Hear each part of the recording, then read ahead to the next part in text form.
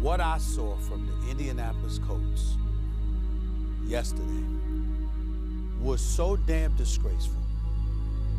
It's one of those things where one day warrants strong consideration that the coach and the new GM, who I just applauded last week, being fired. That's how bad it was. I was scared for everybody's health. That's how bad it was. It's not easy. It's hard changing your life.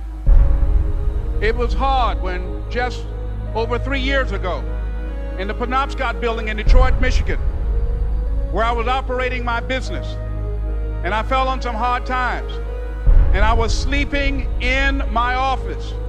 It was hard coming into the lobby, and the security said, "Excuse me, Mr. Brown, can we see you for a moment?"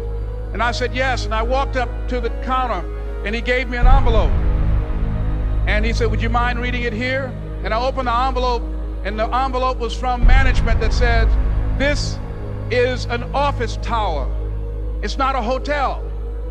Please do not sleep in your office." And I said, "Excuse me, sir." I said, "I just work long hours in creating my business. I'm an entrepreneur. And right now things are bad for me, but they're not going to be this way always. And I just asked for the opportunity to continue to operate like I'm doing. I'm not trying to make this my home." And it was hard coming through the lobby. And sometimes they would laugh. There's a guy talking about becoming successful. And look at it. He's bathing in the bathroom upstairs on the 21st floor. He sleeps on the floor. Him and two other dreamers up there. Look at him. You can live your dream. It was hard, ladies and gentlemen.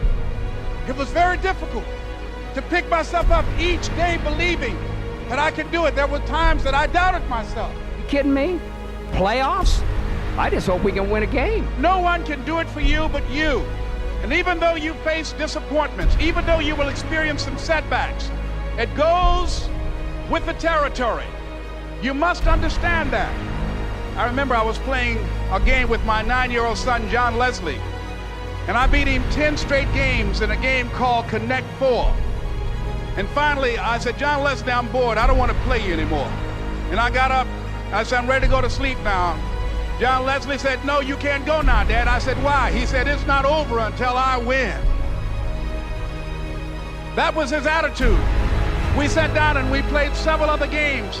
And finally, after the 11th game, John Leslie won, and he got up and he yawned. And he said, "I'm ready to go to sleep now." And I'm saying to you, what if all of us took that attitude after we face a rejection and a no, or we have a meeting and no one shows up, or somebody say, "You can count on me," and they don't come through? What if we have that kind of attitude? The car's repossessed. Nobody believes in you. You've lost again and again and again. The lights are cut off, but you're still looking at your dream, reviewing it every day, and say to yourself, "It's not over until I win."